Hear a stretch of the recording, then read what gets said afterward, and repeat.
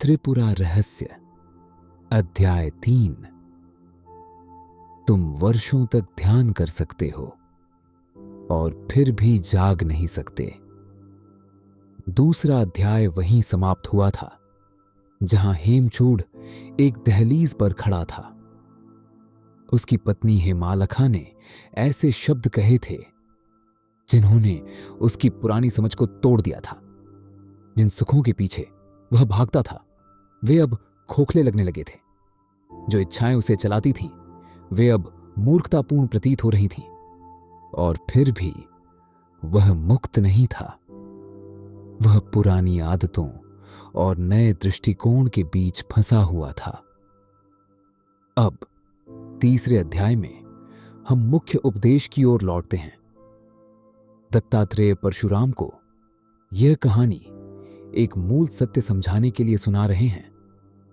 सत्संग, ज्ञानी का संग ही आध्यात्मिक प्रगति का मूल कारण है। इसके बिना कोई जाग नहीं सकता।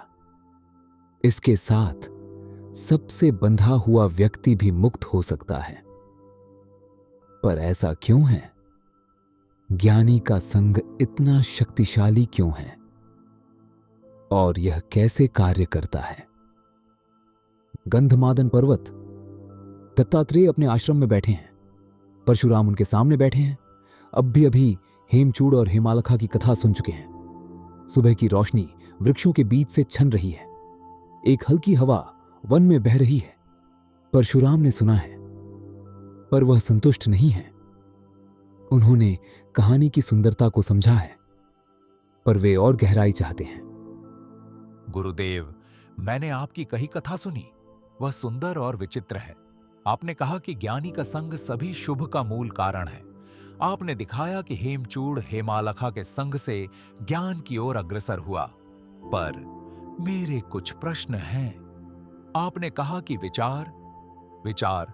विचारणा मुक्ति का मार्ग है।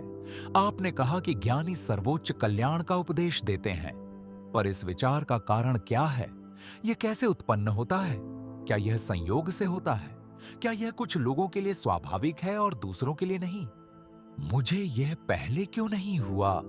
और जो मुझसे अधिक दुखी हैं, उन्हें यह अब भी क्यों नहीं होता? यह प्रश्न के पीछे का प्रश्न है। परशुराम केवल जानकारी नहीं चाहते, वे मूल कारण जानना चाहते हैं। क्या चीज मनुष्य को भीतर की ओर मोड़ती है? क्या यह भाग्य है? क्या यह कर्म है? क्या यह कृपा है? या कुछ ऐसा है जिसे हम कर सकते हैं, जिसे हम खोज सकते हैं, जो इस विचार को जागृत करे? दत्तात्रेय का उत्तर सरल है, सीधा है और अत्यंत गहन है।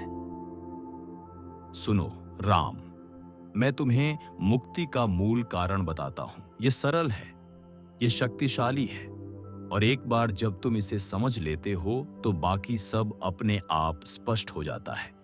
ज्ञानी का संग ही मूल कारण है। वही दुख को नष्ट करता है, वही सर्वोच्च कल्याण की ओर ले जाता है।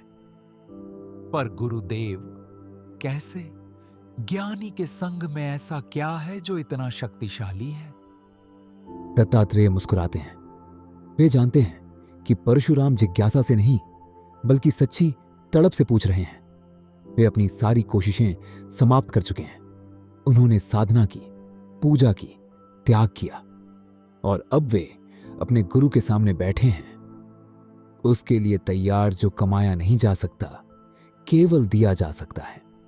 मैं तुम्हारे प्रश्न का उत्तर एक कहानी से दूंगा। तुम्हें हेमचूड़ और हेमालखा की कथा याद है। अब मैं तुम्हें बताता हूं कि यह कैसे प्रारंभ हुई, कैसे हेमचूड़ उस वन के आश्रम तक पहुंचा, कैसे उसने अपने गुरु से मुलाकात की और कैसे उस मिलन ने सब कुछ बदल दिया। पर इसे समझने के लिए हमें शुरुआत में जाना होगा। एक समय की बात है, मुक्तचूड़ नाम का एक राजा था। वह दशाण राज्य पर शासन करता था। उसके 2 पुत्र थे, हेमचूड़ और मणिचूड़। दोनों सुंदर, शिष्ट और विद्वान थे। उनके पास सब कुछ था, धन, शक्ति, शिक्षा, परिवार। वे एक समृद्ध राज्य के राजकुमार थे, संसार के हर सुख से घिरे हुए। एक दिन वे एक विशाल शिकार दल के साथ गहरे जंगल में गए।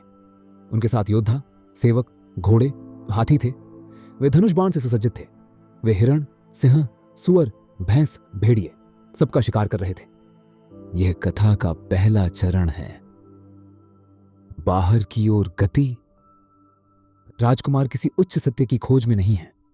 वे वही कर रहे हैं जो राजकुमार करते हैं, शिकार, पीछा करना, विजय प्राप्त करना। उनका मन बाहर की ओर है, वस्तुओं की दुनिया में उलझा हुआ, आनंद की खोज में।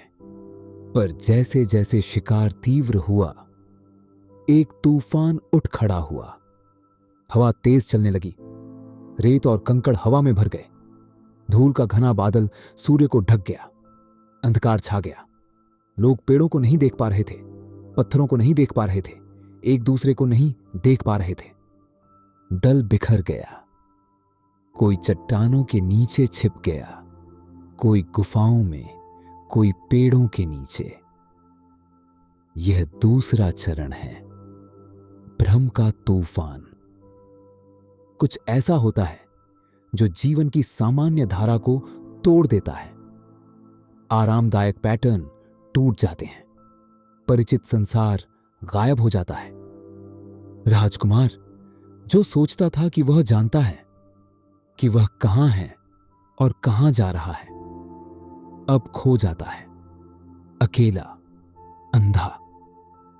हेमचूड़ अपने घोड़े पर सवार होकर अंधकार में आगे बढ़ता है।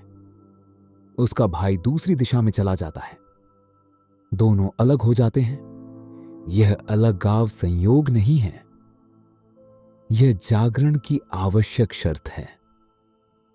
जब तक हेमचूड़ अपने भाई, अपने दल, अपने परिचित संसार से घिरा हुआ है, वह सोया हुआ है। केवल जब वह अकेला होता है, जब तूफान सब कुछ छीन लेता है, तभी वह उस चीज से मिल सकता है जिसे उसने कभी नहीं देखा। हेमचूड़ लंबे समय तक घोड़े पर चलता रहा। तूफान उसके चारों ओर था। वह कुछ नहीं देख पा रहा था। उसे नहीं पता था कि वह कहां जा रहा है। उसे केवल इतना पता था कि उसे चलते रहना है। अंततः तूफान शांत होने लगा। धूल बैठ गई, प्रकाश लौट आया, और तब उसके सामने कुछ अप्रत्याशित प्रकट हुआ। यह क्या है? इस जंगली वन के बीच एक बगीचा, केले के वृक्ष, खजूर के पेड़, खिले हुए फूल, और वहां एक आश्रम। वह घोड़े से उतरता है, उसे एक पेड़ से बांधता है, जिज्ञासा से आश्रम की ओर बढ़ता है, और फिर वह उसे देखता है। एक युवती उसके सामने खड़ी है। उसका शरीर सोने की तरह चमक रहा है, अग्नि की ज्वाला के समान उज्जवल। वह किसी भी स्त्री से अधिक सुंदर है जिसे उसने कभी देखा हो। वह मानो स्वयं लक्ष्मी का स्वरूप हो, उस वन में खड़ी हुई। यह तीसरा चरण है, ज्ञानी से मिलन। कोई पारंपरिक गुरु नहीं, न कोई वृद्ध ऋषि, न दाढ़ी, न दंड, बल्कि एक युवा स्त्री, शांत, संतुलित और जंगल के बीच पूर्णतः स्थिर। वह ज्ञान का साकार रूप है। वह उसका इंतजार कर रही थी, या यूं कहें, उसे उसके मार्ग में रखा गया था, उस दिव्य शक्ति द्वारा जो तैयार लोगों के जागरण के लिए सब कुछ व्यवस्थित करती है। हे सुंदरी, तुम कौन हो? तुम इस भयानक वन में निर्भय होकर कैसे रहती हो? क्या तुम अकेली हो? तुम किसकी हो? हेमचूड़ के प्रश्न एक ऐसे व्यक्ति के प्रश्न हैं जो अभी भी संसार में बंधा हुआ है। वह उसकी सुंदरता देखता है। वह जानना चाहता है कि वह किसकी है। वह यह कल्पना भी नहीं कर सकता कि कोई स्त्री अकेले बिना सुरक्षा के रह सकती है।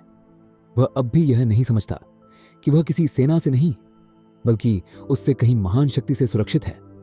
उस ज्ञान से जो आत्मा को जानता है, उस शांति से जिसे कोई भी चीज विचलित नहीं कर सकती। स्वागत है राजकुमार, कृपया बैठिए। अतिथि सत्कार धर्म का कर्तव्य है। मैं देख रही हूं कि आप तूफान से प्रभावित हुए हैं। आप थके हुए होंगे। अपने घोड़े को खजूर के पेड़ से बांध दीजिए। यहाँ बैठिए, विश्राम कीजिए, फिर आप आराम से मेरी बात सुन सकेंगे। वह उसे फल देती है, पीने के लिए रस देती है। वह बैठता है, ताजगी महसूस करता है और उसे देखता रहता है। उसके शब्द अमृत की तरह गिरते हैं। उसकी उपस्थिति में कुछ ऐसा है जो उसने पहले कभी अनुभव नहीं किया। वह उसे प्रभावित करने की कोशिश नहीं कर रही। वह उसके ध्यान से प्रसन्न नहीं हो रही। वह बस है, पूर्ण, संपूर्ण, शांत। आप इस आश्रम को देख रहे हैं राजकुमार। यह महान अर्षव्याघ्रपाद का है। वे भगवान शिव के परम भक्त हैं। अपनी तपस्या से उन्होंने सभी लोगों को पार कर लिया है। महान संत भी उनके ज्ञान की तलाश करते हैं।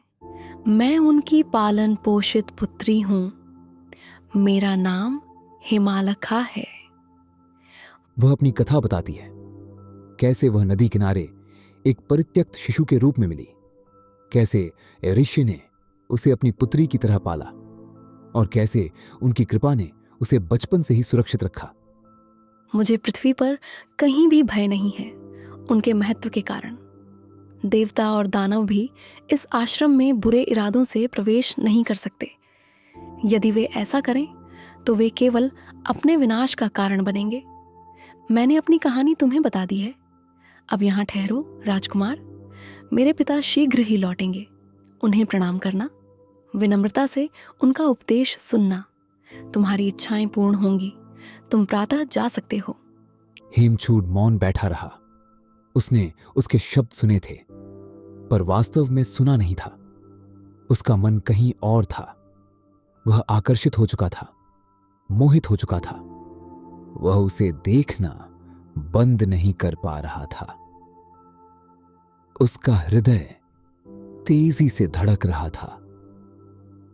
उसकी सांसें तीव्र हो गई थीं। वह प्रेम में पड़ चुका था। यह एक अत्यंत महत्वपूर्ण क्षण है। राजकुमार ने ज्ञान से भेंट की है, हिमालखा के रूप में, पर वह अब भी उसे ज्ञान के रूप में नहीं पहचानता। वह उसे इच्छा की वस्तु के रूप में देखता है। उसका मन, जो अभी भी अपने पुराने पैटर्न में बंधा हुआ है, तुरंत अपने परिचित चित्र बनाने लगता है। सुंदरता, आकर्षण, अधिकार। अधिकांश साधकों के साथ यही होता है। हम गुरु से मिलते हैं, उपदेश से मिलते हैं, मार्ग से मिलते हैं, पर हम उसी पकड़ने वाले मन से उसे ग्रहण करते हैं जिससे हमने बाकी सब कुछ ग्रहण किया था। हम ज्ञान को प्राप्त करना चाहते हैं, स्वयं ज्ञान बनना नहीं। हम उसे अपने संग्रह में जोड़ना चाहते हैं, न कि उसे हमें पूरी तरह बदलने देना चाहते हैं। शाबाश राजकुमार, स्थिर रहो। मेरे पिता आने ही वाले हैं। उन्हें सब कुछ बताना। जैसे ही वह बोलती है, व्याघ्रपाद प्रकट होते हैं। उनके हाथ में पूजा के लिए एकत्र किए गए फूलों की टोकरी है। वे राजकुमार को देखते हैं, उसकी स्थिति को देखते हैं। आश सब कुछ जानते हैं। उनकी दृष्टि इस पूरी घटना को देख लेती है। तूफान, बिछड़ना, मिलन और वह प्रेम जो राजकुमार के हृदय में जन्म ले चुका है। वे हेमचूड़ को देखते हैं। वे हिमालखा को देखते हैं। वे जानते हैं कि आगे क्या होने वाला है। पुत्र, मैं समझ रहा हूं कि क्या हुआ है। मैं अपनी पुत्री तुम्हें देता हूं। वह तुम्हारी पत्नी होगी। उसे ग्रहण करो और यह मिलन तुम दोनों के लिए कल्याणकारी हो। यह चौथा चरण है, आशीर्वाद। एक आर्षी राजकुमार की इच्छा को अस्वीकार नहीं करते। वे यह नहीं कहते कि उसका प्रेम मूर्खतापूर्ण है या सांसारिक है। इसके बजाय वे उसका उपयोग करते हैं। वे उसकी स्वाभाविक लालसा, सुंदरता, संबंध और पूर्णता की लालसा को एक ऐसे मार्ग में परिवर्तित करते हैं जो अंततः उसे सभी लालसाओं से परे ले जाएगा। यही ज्ञानी की कृपा है। वे हमारी इच्छाओं को नकारते नहीं, वे उन्हें रूपांतरित करते हैं। वे उसी ऊर्जा का उपयोग करते हैं जो हमें बांधती है, हमें मुक्त करने के लिए। हेमचूड़ अपने कानों पर विश्वास नहीं कर पा रहा था। आनंद की लहर उस पर छा गई। उसने एऋषि को प्रणाम किया, हेमालखा का हाथ थामा और दोनों उसके पिता के राज्य लौट आए। राजा मुक्तचूड़ अत्यंत प्रसन्न हुए। उन्होंने पूरे राज्य में उत्सव का आदेश दिया। विवाह सभी विधियों से संपन्न हुआ और हेमचूड़ और हेमालखा का वैवाहिक जीवन प्रारंभ हुआ। प्रारंभ में सब कुछ पूर्ण था। राजकुमार को वह स्त्री मिल गई जिसे वह प्रेम करता था। राज्य में उत्सव था।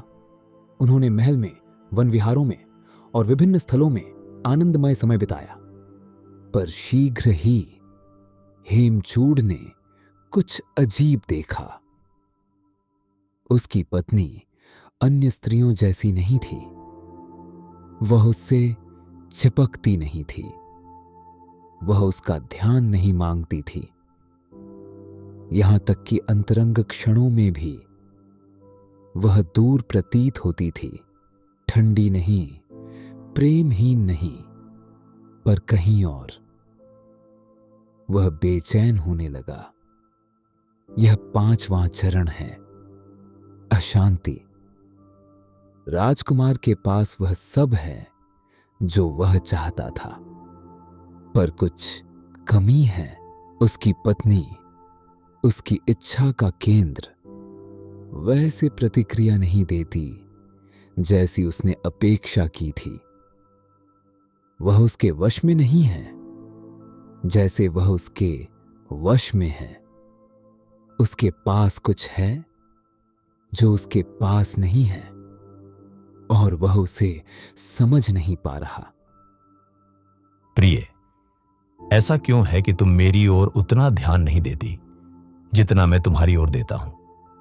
तुम अत्यंत सुंदर हो, मुस्कान से दीप्तिमान, पर तुम कभी सुख की इच्छा नहीं करती। तुम उसे खोजती नहीं, तुम उसका आनंद नहीं लेती। क्या यह सुख तुम्हें प्रिय नहीं है? तुम महानतम आनंद के क्षणों में भी उदासीन दिखती हो। यदि तुम्हारी रुचि जागृत नहीं होती तो मैं कैसे सुखी हो सकता हूं? जब मैं तुम्हें लंबे समय तक अपने पास रखता हूं तो तुम मानो मुझे भूल जाती हो। फिर तुम पूछती हो, प्रभु आप कब आए? जब मैं तुमसे दूर होता हूं तुम आंखें बंद कर लेती हो, और जब मैं लौटता हूं तुम वैसी ही बैठी रहती हो, आंखें बंद, अचल। मुझे बताओ प्रिय, तुम ऐसी क्यों हो? तुम मेरे लिए जीवन से भी अधिक प्रिय हो। मैं तुमसे विनती करता हूं, कृपया कहो, मेरे मन को शांति दो।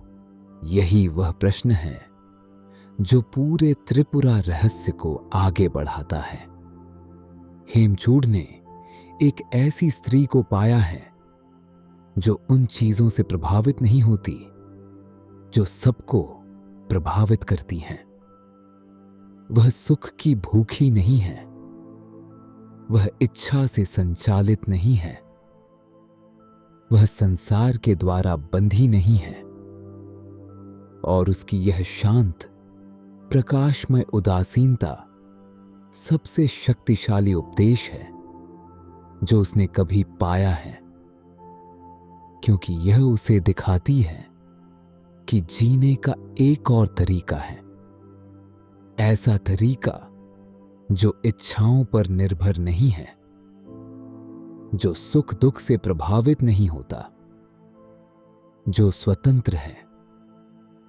दूसरे अध्याय में हेमालखा ने इस मार्ग को प्रकट करना शुरू किया। उसने सुख और दुख की प्रकृति समझाई। उसने धोखे में पड़े राजकुमार की कहानी सुनाई। उसने बताया कि सुंदरता वस्तु में नहीं, मन में है। उसने दिखाया कि इच्छा ही दुख का मूल है।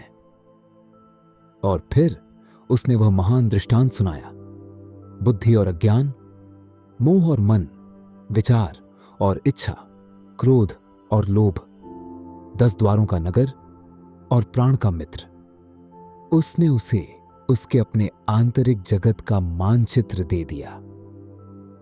अब तीसरे अध्याय में हम हेमचूड़ को परिवर्तित पाते हैं, पर अब भी मुक्त नहीं। वह पुरानी आदतों और नई समझ के बीच फंसा हुआ है। उसने कुछ नया छका है, कुछ वास्तविक, पर वह अब भी नहीं जानता कि उसमें स्थिर कैसे रहना है। मेरे साथ क्या हो रहा है? मेरे पास वह सब कुछ है जो एक मनुष्य चाह सकता है, धन, शक्ति, एक सुंदर पत्नी, और फिर भी कुछ भी मुझे संतुष्ट नहीं करता, कुछ भी मुझे स्पर्श नहीं करता। मैं उस व्यक्ति की तरह हूं जिसने कुछ इतना मधुर छक लिया है कि बाकी सब भोजन राख जैसा लगने लगा है। पर मैंने क्या छका है? मैंने कुछ पाया नहीं है। मैंने केवल सुना है। मैंने शब्द सुने हैं, सुंदर शब्द, सत्य शब्द, पर वे केवल शब्द हैं। मैंने वह नहीं देखा जो वह देखती है। मैं वह नहीं बना जो वह है। मैं फंसा हुआ हूं। मैं पुराने मार्गों पर लौट नहीं सकता। वे अब विष जैसे लगते हैं, पर मैं आगे भी नहीं बढ़ सकता। मुझे मार्ग नहीं पता। यही साधक की अंधेरी रात्रि है। पुराने सुख अपनी शक्ति खो चुके हैं, पर नया सत्य अब भी स्थापित नहीं हुआ है। मन 2 दुनियाओं के बीच लटका हुआ है, न पुराने में घर, न नए में ठिकाना। कई लोग यहीं लौट जाते हैं, कई भ्रम में डूब जाते हैं, पर हेमचूड़ नहीं लौटता। वह डूबता नहीं, वह वही करता है जो उसे बचा सकता है। वह खोज जारी रखता है। जो तुमने मुझसे कहा, उसने मेरे लिए सभी सुखों के द्वार बंद कर दिए हैं। मुझे कुछ भी ऐसा नहीं मिलता जो मुझे आनंद दे सके, और फिर भी मैं पुरानी आदतों को रोक नहीं पा रहा। वे मुझे मेरी इच्छा के विरुद्ध खींच ले जाती हैं। यह उस व्यक्ति जैसा है जिसे मृत्यु दंड मिला हो। राज्य उसे उत्तम भोजन, वस्त्र और सभी सुख देता है, पर वह उनका आनंद नहीं ले सकता। मृत्यु उसके सिर पर लटकी हुई है। यही मेरी स्थिति है। मैं जो जानता हूं और जो करता हूं, उनके बीच फंसा हुआ हूं। मुझे बताओ, मैं सुख कैसे प्राप्त करूं? राजकुमार, यह जो भ्रम तुम अनुभव कर रहे हो, यही सर्वोच्च कल्याण का बीज है। समस्त जगत की माता, जो हृदय में आत्मा के रूप में निवास करती है, तुमसे प्रसन्न है। उन्होंने तुम्हें यह अशांति दी है ताकि तुम सत्य की खोज करो। यदि मेरे शब्द तुम्हें स्पर्श न करते, यदि वे केवल टकराकर लौट जाते, तो कोई आशा न होती। पर वे तुम्हारे भीतर प्रवेश कर चुके हैं। उन्होंने कार्य करना शुरू कर दिया है। अब वास्तविक यात्रा प्रारंभ होती है। वाचक हेमालखा उसे मार्ग देती है। भीतर मुड़ो, पूछो, मैं कौन हूं? स्थिर बैठो, धैर्य रखो, दृढ़ रहो, और हेमचूड़ ऐसा ही करता है। वह राजकीय उद्यान के क्रिस्टल महल में जाता है। वह 9वीं मंजिल पर चढ़ता है। वह खुले आकाश वाले कक्ष में बैठता है। वह अपनी आंखें बंद करता है। अब मैं यहां हूं। संसार बाहर है। महल, नगर, राज्य सब दूर हैं। अब केवल यह है, केवल यह जिज्ञासा, मैं कौन हूं? मैं अपना घर नहीं हूं। मैं अपना धन नहीं हूं। मैं अपना राज्य नहीं हूं। ये सब मेरे हैं, पर मैं नहीं। मैं शरीर नहीं हूं। यह शरीर एक वस्तु है। मैं इसे देख सकता हूं, महसूस कर सकता हूं। जो देखा जा सकता है वह देखने वाला नहीं हो सकता। तो यह शरीर मैं नहीं हूं। मैं श्वास नहीं हूं। श्वास आती है, जाती है, मैं उसे देख सकता हूं, तो वह भी मैं नहीं हूं। मैं मन नहीं हूं। विचार उठते हैं, जाते हैं, मैं उन्हें देख सकता हूं, तो मन भी मैं नहीं हूं। मैं बुद्धि नहीं हूं। निर्णय लेने वाली बुद्धि भी देखी जा सकती है, तो वह भी मैं नहीं हूं। तो मैं क्या हूं? मैं वह हूं जो ये सब देख रहा है। मैं साक्षी हूं। मैं वह चेतना हूं जिसमें शरीर, श्वास, मन, बुद्धि सब प्रकट होते हैं। वे आते हैं और चले जाते हैं, पर मैं बना रहता हूं। क्या यही आत्मा है? नहीं, यह मैं साक्षी हूं का भाव भी क्या एक वस्तु नहीं है? यदि मैं इसे जान सकता हूं तो यह भी अंतिम सत्य नहीं हो सकता। तो फिर क्या है? और गहराई में जाऊं, सभी वस्तुओं के पार, सभी विचारों के पार, यहां तक कि मैं साक्षी हूं के भाव के भी पार। अब क्या शेष रहता है? हेमचूड़ मौन बैठा रहा। जो विचार सामान्यतः उसके मन को भर देते थे वे शांत होने लगे। जो चंचलता उसे चलाती थी वह धीमी होने लगी। मानो हवा के बाद झील, लहरें धीरे धीरे शांत हो रही हों, सतह स्थिर हो रही हों। और फिर कुछ हुआ। मैंने एक प्रकाश देखा, सूर्य या चंद्रमा जैसा नहीं, कुछ और। उसका कोई केंद्र नहीं था, कोई सीमा नहीं थी, कोई स्रोत नहीं था। वह बस प्रकाश था हर जगह, और मैं वही प्रकाश था। पर फिर वह समाप्त हो गया। विचार लौट आए। मैं फिर उसी कक्ष में बैठा हुआ एक व्यक्ति बन गया। मैंने फिर प्रयास किया, फिर वही प्रकाश, वही शांति, पर फिर नींद। मैं गहरी नींद में चला गया। सपने आए, संसार बने और मिटे। मैं फिर खो गया। जब मैं जागा, मैं भ्रमित था। जो प्रकाश मैंने देखा, क्या वह वास्तविक था? जो शांति मैंने अनुभव की, क्या वह आत्मा थी, या वह भी एक और अनुभव था, एक और माया? मुझे हेमालखा से पूछना होगा, वही जानती है। हेमचूड़ क्रिस्टल महल से उतरता है। वह अपने घोड़े पर सवार होता है। वह नगर लौटता है, अपने महल में, अपनी पत्नी के पास। प्रिय, मैंने वैसा ही किया जैसा तुमने कहा। मैं एक शांत स्थान पर गया। मैंने ध्यान किया, आत्मा को खोजने का प्रयास किया। मैंने अंधकार देखा, फिर प्रकाश, फिर नींद, फिर एक अद्भुत आनंद जो मैंने पहले कभी अनुभव नहीं किया। पर वह सब चला गया। क्या वह आत्मा थी या कुछ और? मैं समझ नहीं पा रहा। यही सत्य का क्षण है।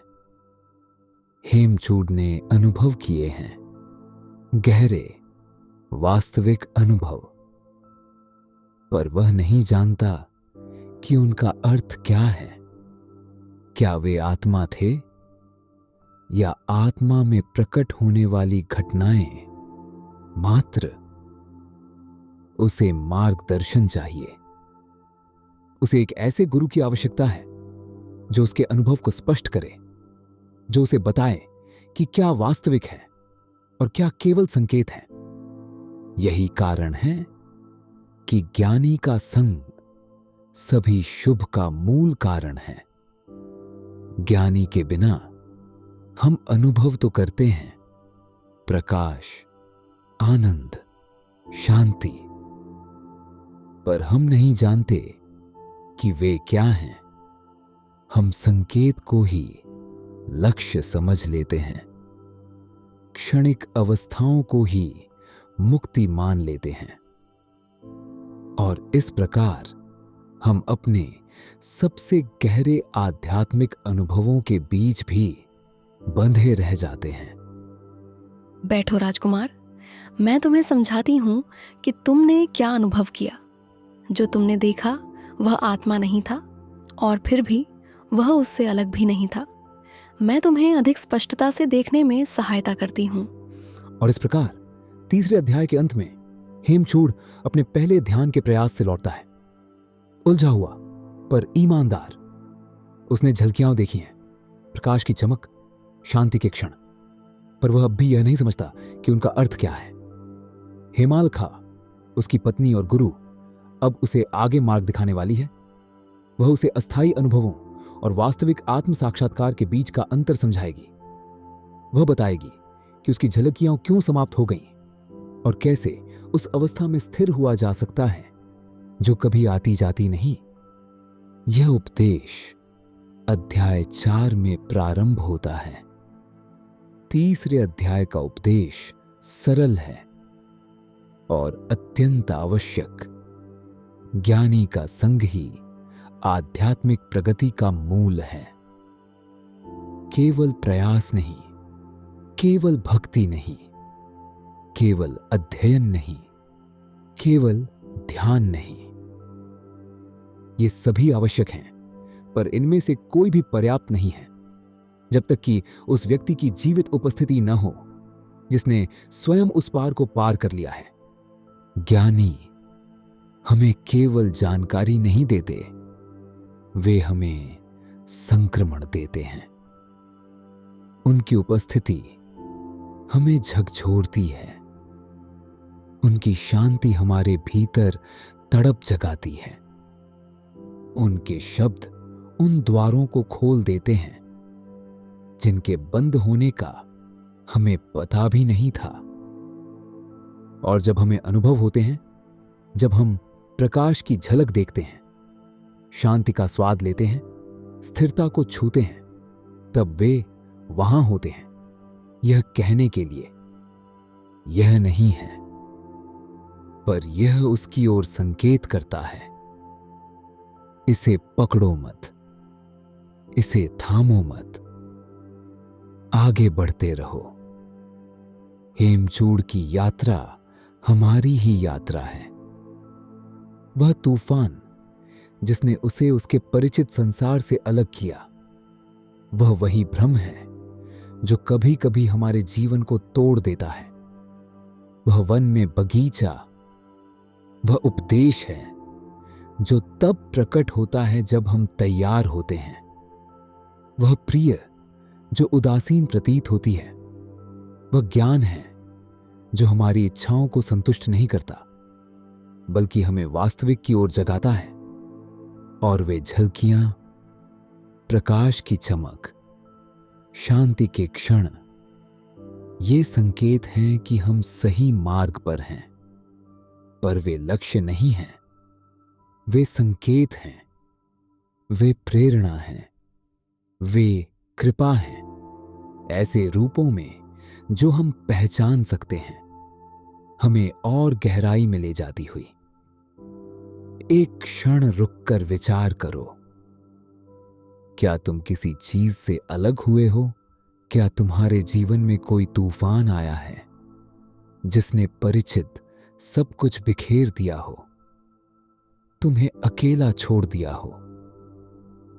निराश मत हो, यह दंड नहीं है, यह तैयारी है। क्या तुमने ज्ञान से मुलाकात की है? किसी पुस्तक में, किसी गुरु में, किसी मौन क्षण में जिसने तुम्हारे भीतर कुछ जगा दिया हो? कुछ ऐसा जो तुम्हें पुराने मार्गों पर लौटने नहीं देता। वही बगीचा है, वही ज्ञानी से मिलन है। और अब क्या तुम्हें झलकियां मिलती हैं? शांति के क्षण, अंतर्दृष्टि की चमक, शब्दों से परे कुछ का स्पर्श, ये वास्तविक हैं, पर इन्हें पकड़ो मत। ये आत्मा नहीं है, ये आत्मा का प्रकाश है जो तुम्हारे मन की दरारों से झलक रहा है। उन्हें आने दो, उन्हें जाने दो, और वह प्रश्न पूछते रहो जो हेमचूड़ ने पूछा था, मैं कौन हूं? चौथे अध्याय में हेमालखा हेमचूड़ के भ्रम को दूर करेगी। वह उसे साक्षी और दृश्य के बीच का अंतर समझाएगी।